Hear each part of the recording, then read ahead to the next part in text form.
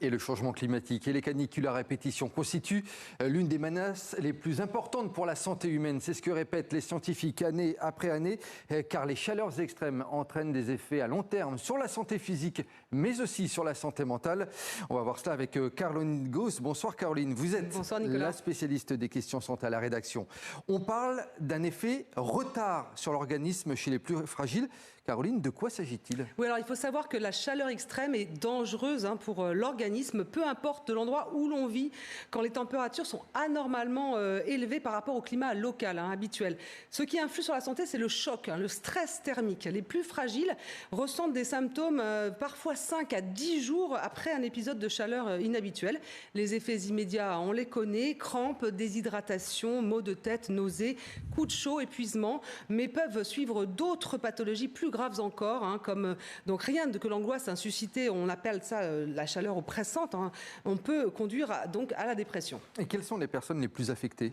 Alors les personnes en surpoids ou celles qui souffrent de maladies chroniques qui vont être exacerbées par la chaleur, ou encore les travailleurs de l'extérieur qui sont exposés de manière répétée. Des pathologies cardiovasculaires, respiratoires, rénales peuvent se déclencher avec une évolution lente.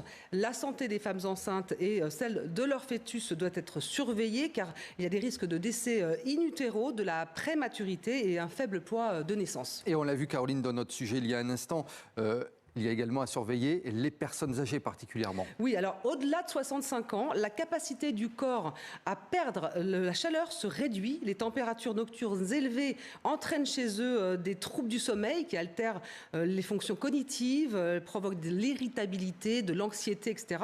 Pour les très âgés, l'isolement social, le confinement durant les vagues de chaleur accroît le sentiment de solitude et donc atteint le bien-être mental. Et la canicule, elle affecte particulièrement également les femmes ménopausées ou en préménopause. Alors, canicule et ménopause, c'est le cocktail qui met les femmes dans un état de surchauffe.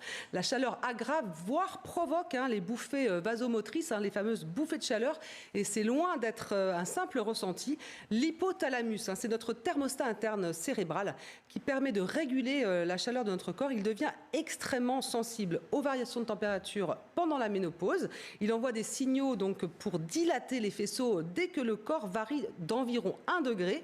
En ménopause, ce seuil passe à 0,1 degré, donc ce qui est 10 fois plus sensible. Le décryptage santé de Caroline Gauss. Merci beaucoup Caroline.